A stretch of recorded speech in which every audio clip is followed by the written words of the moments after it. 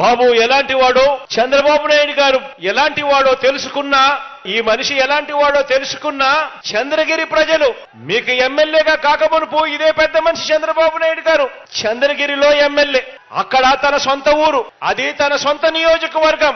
అక్కడ మొదటిసారిగా ఆయన ఎమ్మెల్యే అయ్యాడు. ఎమ్మెల్యే అయిన తర్వాత మంత్రిగా కూడా పనిచేశాడు.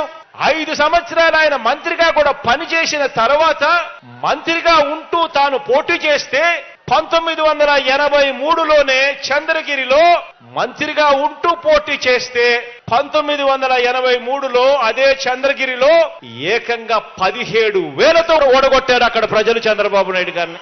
ఆ తర్వాత ఈ పెద్ద మనిషి బీసీలు ఎక్కువగా ఉన్న ఈ చోట, పేదవాళ్ళు ఎక్కువగా ఉన్న ఈ చోట తన దళబలం చూపిస్తూ ఈ నియోజకవర్గానికి వచ్చి బీసీల సీటు కబ్జా చేసి 35 సంవత్సరాలుగా ఈ మనిషి ఇక్కడ రాజ్యం వెళ్తా ఉన్నాడు. ఆలోచన చేయమని అడుగుతా ఉన్నా. ఇదే పెద్ద మనిషి చంద్రబాబు నాయుడు గారు మీకు 35 సంవత్సరాలు ఎమ్మెల్యేగా పనిచేశాడు.